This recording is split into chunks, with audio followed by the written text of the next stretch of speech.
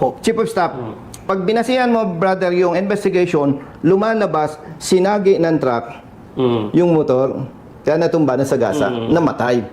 Pero titingnan natin sa video, hindi nagsisinungaling, maayos ang takbo ni truck, sumingit si motor sa gawing unahan.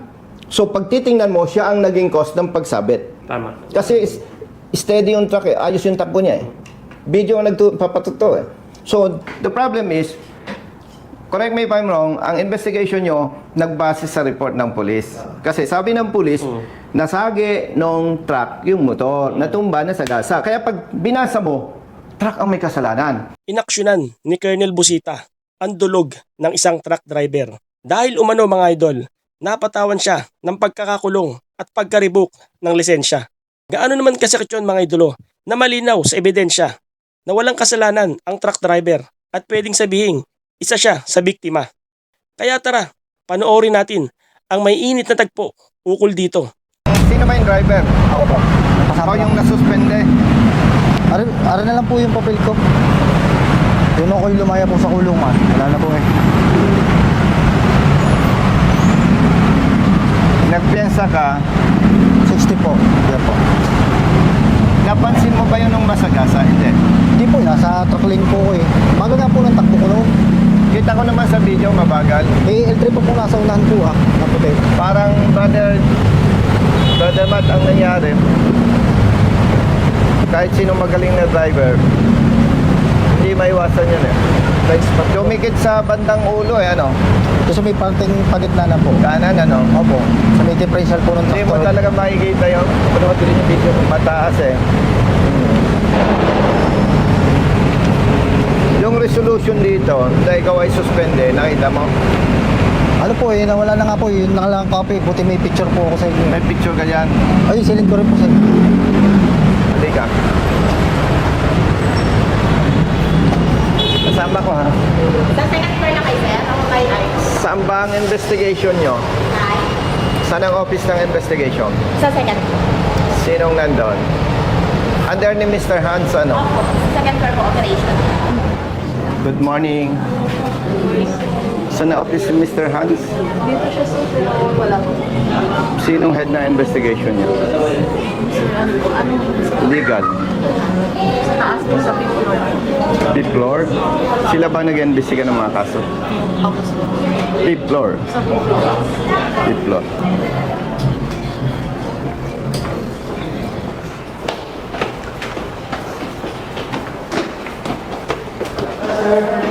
Partner, saan ang legal? Okay. Idulong servant ng government na may tunay na serbisyo. Thank you. Sige. Ay, isa ko yung senador.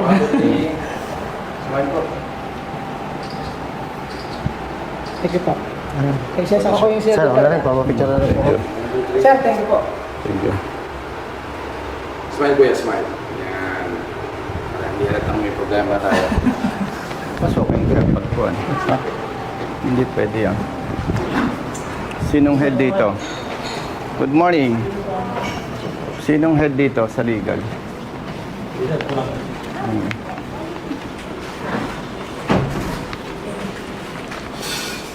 Good morning. Sinamahan ko lang itong ikaw boss ang head. Ako chief of staff. Ay tama-tama. Kasi yung dalawang abogado namin nasa central office. Hindi. Bali, i-inform lang kita. Halika yun. Pwede ba rin? Pwede dito? Ayun. Dahil dito. Pwede naman natin i-discuss na yan eh. Apo tayo. Upo muna kayo. Oh, Kasi wala sa investigation ka, no? Oo. Wala si dalawang attorney. Oo. Kwento lang muna ako kasi magbabase naman kayo sa document. Ang interpretation ko, Chief of Staff, nasa jurisdiction ng NCR, kayong nag-imbestiga, ang approving authority, si ASEC. So, kaya lang kami dumaan dito, respeto.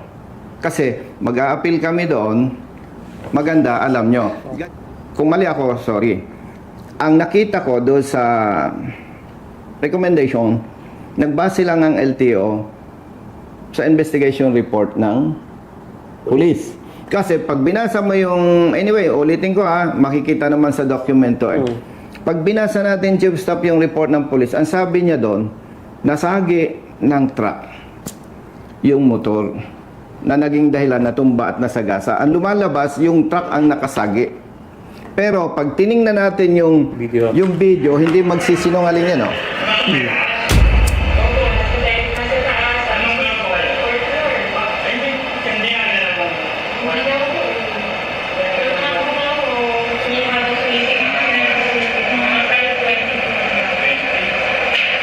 Ayun yung truck. Yan na yung truck, maayos ang takbo. Ha? Yan yung truck, maayos ang takbo. Dumikit yung motor. Oo, umiwas dito. Sa kanan, Dito. nasabitan, nasagasa yung ulo ng backride. Patay ba yun? Ay, patay. Opo, ako po yun. So, going back, Opo. Chief of Staff, pag binasihan mo, brother, yung investigation, lumalabas, sinagi ng truck, yung motor, kaya natumba, nasagasa, namatay. Pero titingnan natin sa video, hindi nagsisinungaling, maayos ang takbo ni truck, sumingit si motor sa gawing unahan. So pag titingnan mo, siya ang naging cause ng pagsabit. Tama. Kasi steady yung truck eh, ayos yung takbo niya eh. Video ang nagpapatuto eh. So the problem is, correct me if I'm wrong, ang investigation nyo nagbase sa report ng police. Kasi sabi ng police, nasagi nung truck yung motor, natumba na sa gasa. Kaya pag binasa mo, truck ang may kasalanan. Pero pag titingnan mo, partner, brother, pahiram nito ha, ganyan ang takbuhan eh. Yung motor sumingit. Dito. Ano yung kanyang manibela, sumabit sa truck. Natumba, nasagasa yung backride. So pag tiningnan natin yung actual scenario, kahit ikaw, brother, ang pinakamagaling na truck driver, hindi mo maiwasan yon. So that's my point. Kaya mag-a-appeal kami. Okay? Mag-a-appeal kami dahil pinatawan siya ng 4 na taon na revocation ng lisensya. Pamilyado, single parent, may 2 anak. Yun ay dagdag justification na lang. Pero the issue here is, para sa akin, anyway, kayo naman ang magre-reinvestigate eh, hindi siya dapat pinatawan ng ganung parusa. Ang lesson dito, kaya napakaganda na meron tayong video is, hindi dapat tayo mag-rely lang doon sa report eh. Dapat makulit. Paano nakuha itong video? Pinadala niya sa akin. Saan mo nakuha? Doon sa pulis po. Oh, see? Nung nakakulong pa po ako. Oh, Nakulong nga po, iyak nang iyak nga po. Wala mga nakulong. Nagpensa, 60,000. Yung boss niya nagbayad ng 200,000 Doon sa pamilya ng namatay. Pero kung titingnan mo, bagamat napakahalaga ng buhay, lumalabas ito at yung boss niya biktima.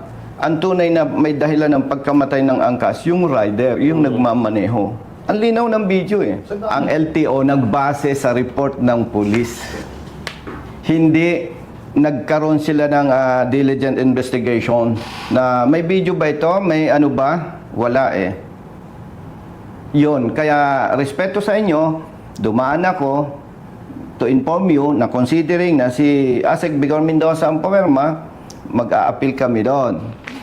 Boss, ite-text kita ha. Yes. Okay, boss. Ayaw ko makinig nito yung mga usapan nating ano eh. Hindi ka pinagkakapinin dito eh. Puta, lakas ko dyan, hindi ako pakapihin. Oo, may sikreto kami nito eh. Hindi ko kapag-aral ng ayos yung mga anak ito. Dalawang ano, single parent. Naka-base ito. Criminal case, di ba? Hmm? Naka-base case, pending pa. Ay, yung criminal case, tutulungan ko, 100% ma-absolto yan. Ako nang Kasi nagsasabi tuloy-tuloy dyan. naman yan, sir. Hmm. Lalo na yung video na pinakita mo. Very clear, di ba? Wow. Swerte mo. Oh, biglang mapapaiyak ka naman yan. Salamat po, sir. Sir, salamat po. Sige lang. Dala ka ni Captain eh. Doon ako bumilib ba? Doon ako bumilib sa'yo. Yung kape, hindi pa ako bumilib eh. Nagpabili pa eh. SB. Mapapaiyak siya, pinanindigan. Boss, thank you. Usap tayo. Miss call kita. Oo, Thank you. Text kita. Thank you. Brother. Pinagtagpo. Brother. Hayapin natin sa LTO Caloocan. Pabiyahin ng Palawan yun. Nagtataka ako. Ikaw ang chief ng LTO Caloocan. Licensing. Ano ko ng reklamo doon? Siyempre. Gagawa ko ng reklamo. Ano? Brother, may lakad pa kami. Salamat ha.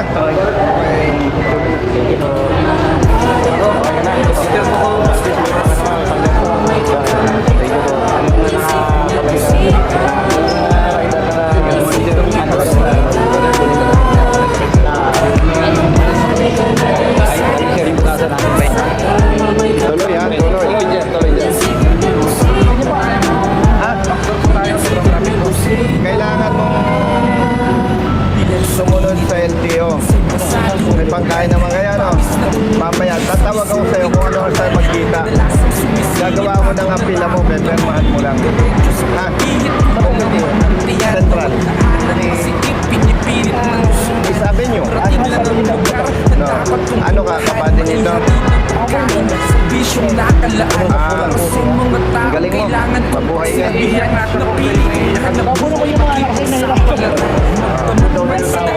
Alam ba nila may bayan? Pero, alam mo, mahilig akong tumingin sa ebidensya, brother.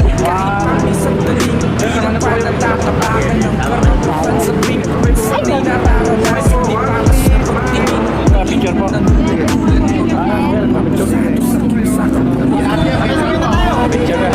Oh, isa-isa. Okay,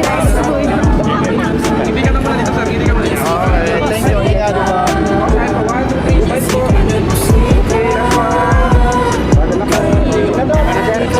Kulang. Halo lang namin. Ay, wala. Teka, wala.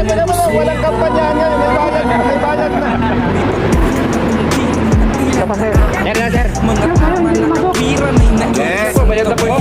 Tuloy ang laban eh.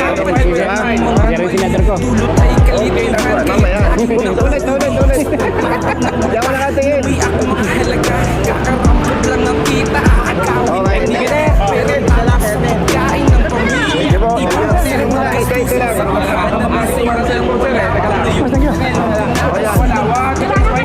Tagapagtanggol natin ito. Yan. Salamat po. Akbayan mo ko. Kayang ipagtanggol ng sino man. Basta nasa tama ka, handa ka niya na kampihan. Paglalaban ng karapatan bilang isa. Tuloy tayo ha. Akbayan mo ko. Ito'y munting panawagan sa kinauukulan. Pakinggan mo. Tuloy tayo ha. O, akbayan mo ko yan. Hindi. Tuloy ang laban.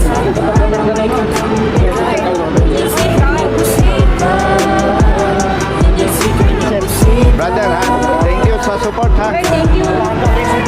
Tuloy ang laban. Tuloy. Akbayan mo ko. Okay. Ako, doble ang bayad yan. 1, 2, 3, smile po. Maraming salamat po. Ingat. Salamat po kami. Tatay, ingat. Brother. Tiger. Kumusta ka, Tiger? Dito, sir, backdoor po tayo. Brother, okay na usapan natin. Tawagan ha. May lakad lang ako. Kumain kayo. Mga siguro mga 2 o'clock o 3 o'clock. Doon tayo magkita. Gagawa ako nung appeal mo. Akbayan mo ko. Akbayan mo ko.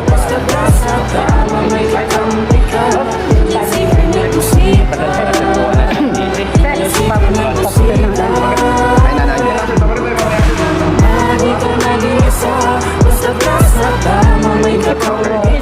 Ingat po, ingat po. Ito muna, Tiger. Bayad na to eh. Okay. Nasaan ang camera mo? Pawis na bumubuhit sa mismo ang katawan. Kadalasang sumisingit, pagod nararamdaman. Ngunit diretso sa pagpihit, kumalaman ng tiyan. Bawat daan ang Tulungan natin. masikip, pinipilit malusutan. Marating lang ang lugar. Balik ulit tayo, sir. Tuloy. Ng pagkain, serbisyong nakalaan. Para sa mga taong kailangan kong pagsilbihan. Napili kong hanap buhay, makipagsapalaran. Ano nilalakad mo? Sa daan, puyat man ay tapat. Pwede ko ba? Sige. Ito naman na ito. Isa lang ito. Kaya po. Ayan mo.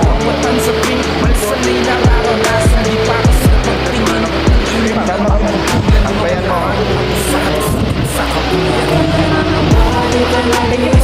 Sige. Ayaw mo. Kami na, may bayad doon. Ayan mo.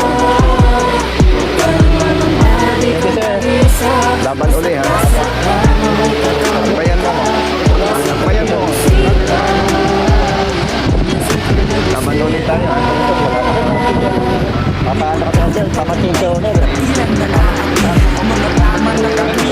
Laban uli ha. Laban uli. Laban uli ha. Laging nauuwi sa pagpataw ng multa na may akamang halaga. Kakarampot lang ang kita, aagawin pa nila. Perang dapat sa pagkain ng pamilya at di ba gastusin sa tahanan. Minsa'y walang-wala pa ngayon. Alam ko na kung sinong dapat takbuhan, sinong dapat yung tawagan na pwede kong sigayan. Isang Hindi, laban uli tayo. tanggol ng sino man. Laban uli. Laban uli kayo ng mga ngampal. Kampihan, ipaglalaban ng karapatan bilang isang malayang mamamayan sa bansang tinutulungan. Ito'y munting panawagan Ano sa sa cellphone mo? pakinggan mga Picture mo kami. wag pong binibinihan. Hindi ka nag-iisa, basta't nasa kama may kakampi ka. Anong nilalagay nila? Ay, okay.